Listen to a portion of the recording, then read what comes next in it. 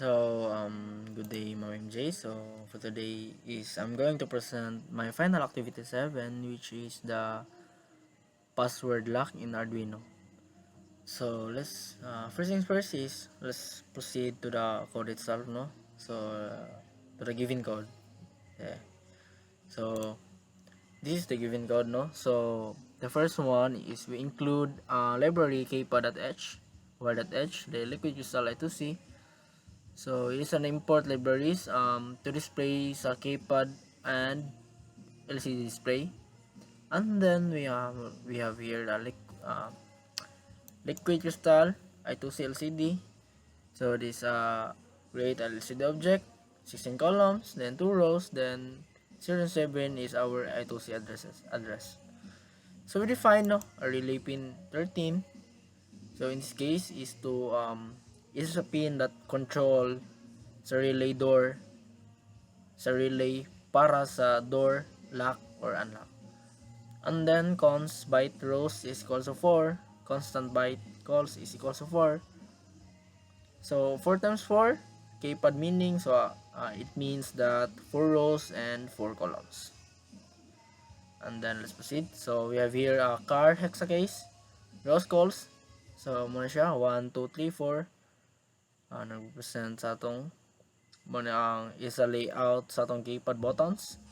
And then byte row pins rows 11, 10, 9, 8. So it is a Arduino pins that connected sa atong rows sa keypad. And then byte calls pins calls 7654 is Arduino pins connected sa columns sa keypad. So let's proceed. So endpost is equal to 0, then is a variable that mo track kung asa ang position sa password nag-input. And then car secret code is 1, 2, 3, 4, 5, 6. It is a way that it is a correct password that i-input sa user. Then car input code 6, 0, 0, 0, 0. It is an array that mo store sa code na gi-type sa user. So let's proceed no sa atong keypad, custom keypad. Keypad make keymap, hexa case, row pins, call pins, rows, calls. So we initialize a keypad object, then void setup, so lcd.init, then lcd backlight, so initialize lcd and i-on ang backlight, then pin mode, relay pin output, then set ang relay pin as an output is to para mo-control sa lock. And then LCD set cursor 00, then LCD print welcome. So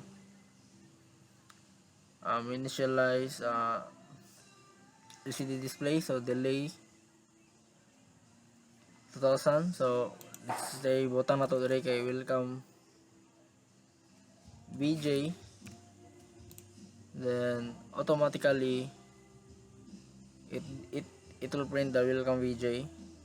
Then next delay 2000, then as well as we have here a void loop, then read key is read key is to call always a function to read keypad input man siya. So void read key, so incorrect is all 0 and I, then car custom key custom keypad get key. So in this case is to read niya ang key nga gi-press sa keypad, and then if custom key, then switch, then natay case no. So case times is 1 series POS is equals to 4 I0, then LCD clear, this clear ng LCD, and then LCD set cursor 0, then LCD print input code, then mag-break siya, and then case kaninga case atong hashtag for I0 I less than 6 I plus plus, then input code, then correct. So if correct is equals to 6, then kung sakto tanan ang 6 digit nga input. So LCD clear, then LCD print, no, input correctly, then LCD set cursor, then LCD print please come in.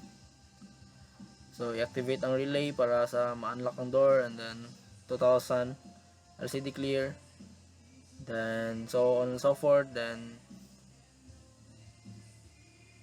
i-print niya again ang welcome, so butong lang ang tag welcome VJ, then print lang niya, then na siya, balik-balik na siya, and then the last one is the default, then default input code custom key, then LCD set cursor PS1, then LCD print input code PS, then so on and so forth, then PS++, then to move sa next position sa itong password. And that's all. Then let's proceed sa output sa itong Arduino. So this one, so this is the output, no? So we enter a code, then we input numbers with 6, then it goes on that it was invalid, and then again we enter another number, so no, so it goes that the code was short, then again, then it goes that invalid code, no?